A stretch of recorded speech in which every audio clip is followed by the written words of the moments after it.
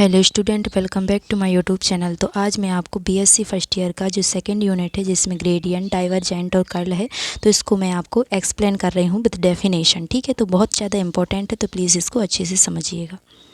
तो आपका फर्स्ट है ग्रेडियंट। ठीक है, ग्रेडियंट में अदिश बिंदु फलन का जो ग्रेडियंट है वो क्या होता है, grad phi equal to d phi upon d n vector. ठीक है, तो इसको आपको क्या करना है, लर्न करना है।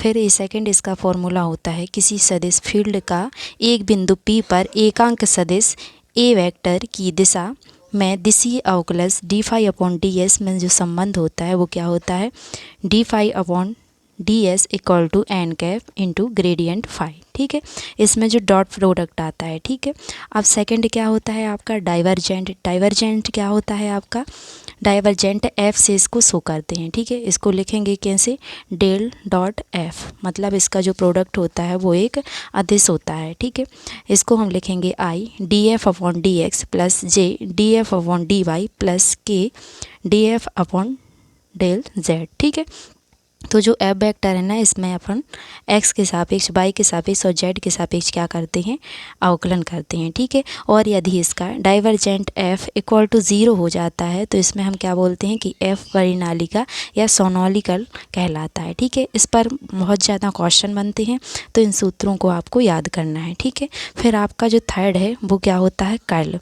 अब कर्ल क्या होता है, कर्ल एक आपका वेक्टर क्वांटिटी है। ठीक है, इसको हम लिखते हैं curl F del cross F. ठीक है, यहाँ पर क्या आ जाता है आपका, क्रॉस हो जाता है यानी सदिश प्रोडक्ट आता है, और यहाँ पर क्या आता था आपका, इनटू यानी अदिश गुणनफल, और ये सदिश गुणनफल आएगा। और यदि कर्ल एफ इक्वल टू 0 हो गया, दैट मीन्स जो ये एफ है वो क्या होता है, आघूर्णी सदिश कहलाता है। ठीक है, तो इस पर बेस्ड बहुत ज़्यादा क्वेश्चन आते हैं, तो इन तीनों को आपको लर्न करना है। ठीक है, चलिए इससे संबंधित मैं क्वेश्चन करवाती हूँ। अब देखिए, ये आपका मोस्ट इम्पॉर्टेंट क्वेश्चन है। तो आपका जो फर्स्ट क्वेश्चन है वो क्या है, r equal to x i plus y j plus z की।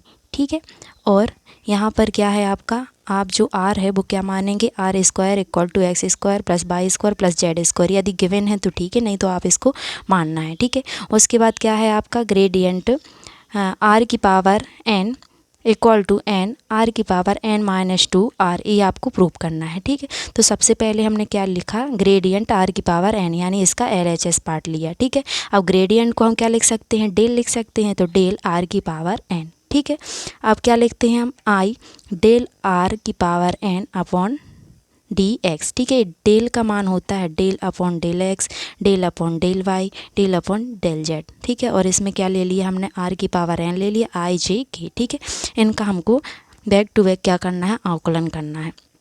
तो यहाँ हमने क्या लिखा, आई, अब ये जो एन है अवकलन होगा एक्स के सापेक्ष, तो एन आगे आएगा, आर की power n minus 1 d r upon del x. ठीक है, दोबारा इसका अवकलन किया क्योंकि एक्स के सापेक्ष कर रहे हैं, प्लस जे आर की पावर एन का होगा तो क्या हो जाएगा, एन आर की power n minus 1 del r upon del y plus k n r की power n minus 1 del r upon del z. Okay, अब क्या करना है यहाँ पर, देखिए एन आर की पावर एन माइनस 1, इसको मैंने क्या कर लिया, कॉमन ले लिया। ठीक है, तो ब्रैकेट में क्या बचेगा, आई। ठीक है, अब del x upon del r upon del x, इसका मान क्या होता है आपका, देखिए, तो ये जो मान आपको गिवन था यहाँ से हम निकालेंगे, तो इसका एक्स के सापेक्ष अवकलन करेंगे तो क्या आ जाएगा, ये 2 del r upon del x. ठीक है, इक्वल टू में क्या आएगा आपका 2x। ठीक है, यहाँ से 2x और यहाँ पर क्या आएगा आपका 2r आएगा, क्योंकि ये 2 आगे आ जाएगा और फिर यहाँ पर r बचेगा। तो यहाँ पर del r upon del x की जो वैल्यू है वो क्या आ जाएगी आपका, 2 से 2 कैंसिल आउट हो जाएगा, तो x अपॉन आर बच जाएगा। ठीक है, इसी प्रकार जब हम y के सापेक्ष अवकलन करेंगे तो क्या आ जाएगा, ये 2r del r upon del y equal to क्या हो जाएगा आपका 2y, 2 से 2 कैंसिल आउट हो जाएगा, del r upon del y equal to क्या बचेगा, y अपॉन आर। ठीक है, तो इस तरह से इसकी वैल्यू को वहाँ पुट करना है।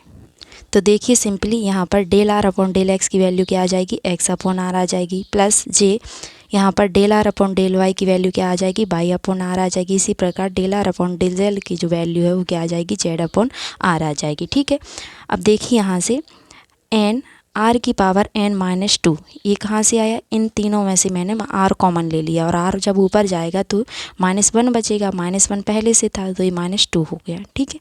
और ऊपर क्या बचेगा आपका xi plus yj plus zk, ये बचा आपका। इसको हम क्या लिख सकते हैं, r लिख सकते हैं, ठीक है। तो ये आपका प्रूफ हो गया, ठीक है। ये हमें प्रूफ करना था। Thank you for watching the video. Please like subscribe this channel.